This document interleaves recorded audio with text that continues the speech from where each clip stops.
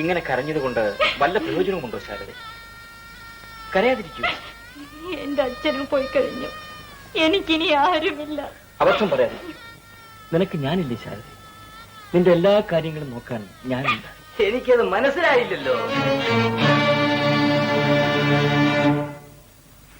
Doctor തിരുമേനി പറഞ്ഞത് എനിക്ക് മനസ്സിലായില്ല. മനസ്സിലാക്കാൻ മനസ്സില്ലാത്ത കൊണ്ടായിരിക്കും. അല്ല, അച്യുതഭാര്യയുടെ മകളുടെ കാര്യങ്ങൾ അന്വേഷിക്കാൻ മേലെ കോവിലകത്ത് കൊച്ചുതമ്പുരാൻ എന്താണ് ഇത്ര വ്യഗ്രത എന്നാണ് എനിക്ക് മനസ്സിലാകാത്തത്. ആരുമില്ലാത്തവർക്ക് ആരെങ്കിലും വേണമല്ലോ. ആരുമില്ലെന്ന് ആര് പറഞ്ഞു? എന്റെ അമ്മാവന്റെ മകളുടെ കാര്യങ്ങൾ അന്വേഷിക്കാൻ ഞാനുണ്ട്. അതിന് ശാരദയുടെ സമ്മതം കൂടി വേണ്ടേ? എനിക്ക് ആരുടെയും സമ്മതം ആവശ്യമില്ല. ഇതെന്റെ കടമയാണ്. ഈ കാര്യത്തിൽ അങ്ങനെ കടമയൊന്നും വേണ്ട. എനിക്ക് അപ്പുണ്ണിയേട്ടന്റെ സഹായം ആവശ്യമില്ല. അത് നീ മാത്രം തീരുമാനിച്ച പോരല്ലോ. അതാണ് എനിക്ക് മനസ്സിലാകാത്ത പുണ്ണി. ഈ വേണ്ടാത്തടത്തൊക്കെ ഇങ്ങനെ സഹായവുമായി ഓടിയെത്തുന്നത് എന്ത് കടമയാണെന്ന് എനിക്ക് മനസ്സിലാകുന്നില്ല. വേണ്ടാതെ വന്നത് എന്തുകൊണ്ടാണെന്ന് എനിക്കറിയാം. പാവപ്പെട്ട പെൺകുട്ടികളെ പറഞ്ഞ് വിശ്വസിപ്പിച്ച് വഞ്ചിക്കുന്നത് നിങ്ങളെപ്പോലുള്ളവർക്കൊരു രസമാണ്. അത് മനസ്സിലാക്കാനുള്ള ബുദ്ധിമുട്ടില്ലാത്തതിന് ഞാനെന്ത് ചെയ്യും? അനാവശ്യം പറയരുത്. ഞാൻ പറഞ്ഞത് അനാവശ്യമായിരുന്നോ ആവശ്യമായിരുന്നോ എന്ന് അനുഭവിച്ച ശേഷം നീ മനസ്സിലാക്കും. അപ്പുണ്ണി ഇവിടെ നിന്ന് ഇറങ്ങിപ്പോകാൻ പറയേണ്ടത് ശാരദയാണ്. അതുകൊണ്ട് ഞാൻ പറയുന്നില്ല. വേണ്ട, ആരും പറയണ്ട, അല്ലാതെ തന്നെ ഞാൻ പോവും. എങ്കിലൊന്നും പൊയ്ക്കൂടെ? പോകാൻ വേണ്ടി തന്നെ വന്നതാണ് ഞാൻ. നിന്നോട് ഇതിന് പകരം ചോദിച്ചില്ലെങ്കിൽ എന്റെ പേര് അപ്പുണ്ണി എന്നായിരിക്കില്ല. നീ മനസ്സിൽ കുറിച്ചോ.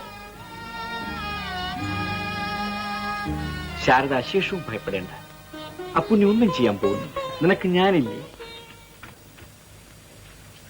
എന്താ ശങ്കരപ്പിള്ളേ?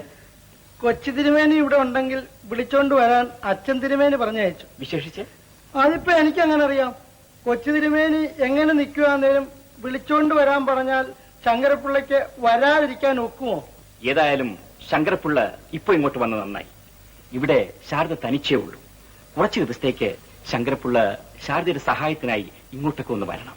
അയ്യോ, അതെങ്ങനാ തിരുമേനി? ശങ്കരൻ ഇവിടത്തെ കാര്യത്തിന് നിന്നാ പിന്നെ കോലത്തെ കാര്യത്തിനാരാ? അവിടെ വേറെയും ആളുകളില്ലേ? താനില്ലെങ്കിൽ ഒരു കുഴപ്പവും വരാനില്ല. അങ്ങനെയാണെങ്കിലേ അച്ഛൻ തിരുമേനിയോടൊന്ന് ചോദിക്കാതെ. അച്ഛനോട് ഞാൻ പറഞ്ഞുകൊള്ളാം. എന്നാലും തന്നോട് ഞാനല്ലേ പറഞ്ഞത്? അച്ഛൻ തിരുമേനിയുടെയും കൊച്ചു തിരുമേനിയുടെയും ഇടയ്ക്ക് കിടന്ന് ഈ ശങ്കരൻ ഞെരിഞ്ഞു പോകും കേട്ടോ. തനിക്ക് ഒരു കുഴപ്പവും വരാതെ ഞാൻ നോക്കിക്കൊള്ളാം. ശാരദയ്ക്ക് എന്തെങ്കിലും ആവശ്യമുണ്ടെങ്കിൽ ശങ്കരപ്പിള്ളിയോട് പറഞ്ഞാൽ മതി. ഞാനും ഇടയ്ക്കിടയ്ക്ക് നോക്കിക്കൊള്ളാം. എന്റെ കാര്യം ഞാൻ ഏറ്റവും പറഞ്ഞില്ലേ?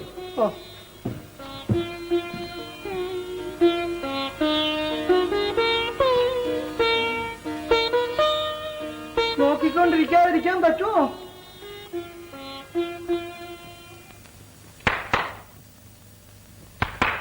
ഓടിയാൽ തന്നെ ഞാൻ ഓടിച്ചിട്ട് പിടിക്കും. മര്യാദയ്ക്ക് നിൽക്കുന്നതാണ് നല്ലത്.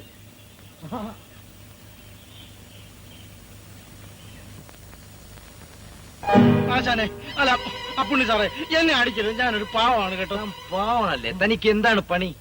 പല പണിയുണ്ട്. ഇപ്പോഴെന്താ പണിയെന്ന് ചോദിച്ചു. ഇപ്പം വാരച്ചിയാർ പെണ്ണിന് വീശിക്കൊടുക്കലോ അതോ കാവലിരിക്കലോ? അത് രണ്ടും നല്ല പണിയല്ലോ പുണ്ണി. താൻ പിന്നെ എന്തോന്നാ ഇപ്പൊ ചെയ്യണത്? താൻ ശാരദയ്ക്ക് കാവലിരിക്കാൻ തുടങ്ങിയിട്ട് മാസം 2-3 ആയല്ലോ. എല്ലാം കൂടെ എന്ത് കിട്ടി? അപ്പുണ്ണി നിർത്ത്. ഇനി ബാക്കി പറയരുത്. എന്നെ വേണേ തല്ലിക്കോ, ഇഷ്ടംപോലെ അങ്ങ് തല്ലിക്കോ. എന്നാലും ഈ ഷർട്ടിലുണ്ടാക്കുന്ന വർത്തമാനം പറയരുത്. തല്ലുന്നു. തന്നെ തല്ലുന്നേക്കാൾ പട്ടിയെ തല്ലിക്കൂടെ? എന്നാലും കൊന്നേക്ക്. എഴുതിക്കടോ. നടക്കുന്ന ഒരു കാവൽക്കാരൻ. ഗുരുവായൂരപ്പ, എന്തെല്ലാം കേൾക്കണം ജന്മം എടുക്കുന്നതിന് മുമ്പേ. ഉണ്ടോ അന്തസ്സും എന്തെങ്കിലും ഉണ്ടോ? സുഭദ്രയോടാണ് നാം ചോദിക്കുന്നത്. എന്തെങ്കിലും ഉണ്ടോ? അമ്മ എന്തിനു ബുദ്ധിമുട്ടിക്കുന്നു? ഇതിനൊക്കെ മറുപടി ഞാൻ പറഞ്ഞാൽ വേണ്ട വേണ്ട, നീ ശബ്ദിക്കണ്ട. നീ ആരുടെ മകളെ വിവാഹം കഴിക്കാൻ നിശ്ചയിച്ചിരിക്കണമെന്ന് എന്റെ മുഖത്ത് നോക്കി പറഞ്ഞവനാ. നീ ശബ്ദിക്കണ്ട. മോനെ, മോനൊന്ന് ആലോചിച്ചു നോക്ക്. ഈ കാണുന്നതിന്റെ ഒക്കെ ഏക അവകാശി മോനല്ലേ? മോന്റെ അന്തസ്സിന് ചേർന്ന വേറൊരു പെണ്ണിനെ എന്റെ മോന് കിട്ടില്ലേ? ഈ അന്തസ്സും ആഭിജാത്യവും എന്നൊക്കെ പറയുന്നത് വെറും സങ്കല്പമാണ്. വിവാഹത്തിനാവശ്യം ഇതൊന്നുമല്ല, സ്നേഹമാണ്. എനിക്ക് ശാരദയോട് സ്നേഹമുണ്ട്, മറ്റൊന്നും ഞാൻ നോക്കുന്നില്ല. അപ്പോൾ ഞങ്ങളെക്കാൾ വലുതാണ് ആ പെണ്ണ് നിനക്കല്ലേ? എന്ന് ഞാൻ പറയുന്നില്ല. നിങ്ങൾ അച്ഛനും അമ്മയുമാണ്, ശാരദ ഭാര്യയും. എന്ന് വെച്ചാൽ എല്ലാം തീരുമാനിച്ചു കഴിഞ്ഞിരിക്കണോന്ന് അർത്ഥം അല്ലേ? അച്ഛന്റെ അനുവാദം കൂടി ഉണ്ടെങ്കിൽ. നോവ് അനുവദിക്കേ, അത് മരിക്കണ വരെ ഉണ്ടാവില്ല. ഇത് അവസാന ചോദ്യം കൂടിക്കൊള്ളൂ. ഉണ്ണിക്ക് ഭാര്യയുടെ മകളെ വേളി കഴിക്കണോ ചീക്കാൻ പറഞ്ഞോളൂ. അതല്ലേ അച്ഛാ നല്ലത്. ഏയ് അത് ചോദിച്ചില്ല. വേണോ വേണ്ടയോ പറഞ്ഞോളൂ. വേണം. ആയിക്കോളൂ. കഴിഞ്ഞില്ലേ? എന്റെ പരദേവതേ, ഇനി കരഞ്ഞിട്ട് കാര്യമില്ല സുഭദ്രെ. ഉണ്ണി നമ്മളെ അനുസരിക്കില്ല എന്ന് ബോധ്യമായില്ലേ? ഇനി ഉണ്ണിയുടെ വഴിക്ക് പോയിക്കോട്ടെ. എന്താ തൃപ്തിയായോ? ആരെ വേണച്ചാ വേളി കഴിച്ചോണ്ട് വന്നോളൂ. ഞങ്ങൾ അന്വേഷിക്കില്ല. ഞങ്ങൾക്കത് കാര്യമില്ല. കഴിഞ്ഞു. എല്ലാം കഴിഞ്ഞിരിക്കണു. വരൂ സുഭദ്രെ.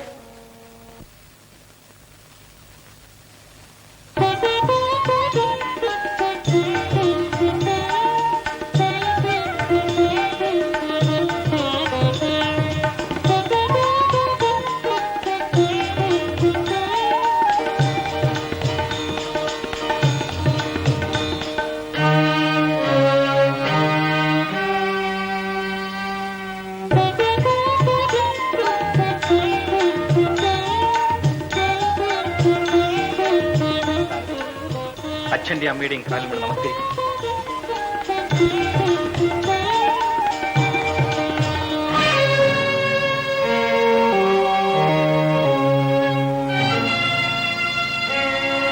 സാരമില്ല, വരും അകത്തേക്ക് പോകാം.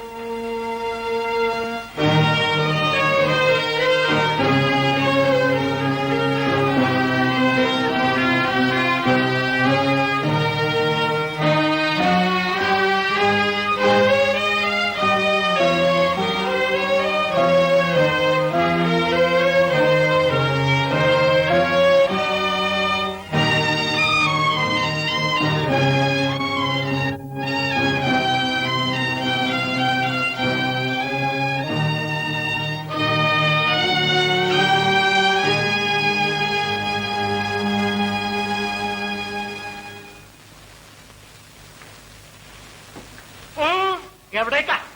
അകത്തെ ഇറങ്ങാവളി. നീ അവൾക്ക് കാവലിരിക്കായിരുന്നു നായെ പോലെ. കൊച്ചു തിരുമേന്ന് പറഞ്ഞാൽ ശബ്ദിക്കരുത്. ഇറങ്ങണവളി. നിന്നെ ഇനി ഇവിടെ വേണ്ട. എവിടേക്കാ ഇറങ്ങി പൊയ്ക്കോളൂ. തിരുമേനെ എന്നെ ഇവിടെ ഇറക്കി വിട്ടാൽ ഞാൻ പിന്നെ എവിടെയെങ്കിലും പോയി മരിച്ചോളൂ. നിന്നെ ഇനി ഇവിടെ വേണ്ട. ഇനി ഇങ്ങോട്ട് കടന്നാൽ നിന്റെ ശീലത്തിൽ കാണില്ലെന്ന് കൂട്ടിക്കോളൂ. എന്റെ ഗുരുവായൂരപ്പ ചതിച്ചോ? ശിരസ് കാണില്ല അത്രേ.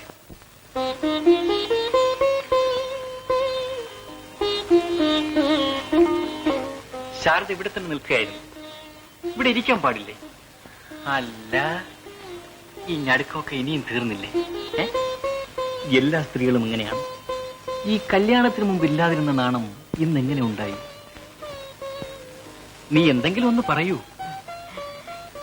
എന്തു പറയാൻ?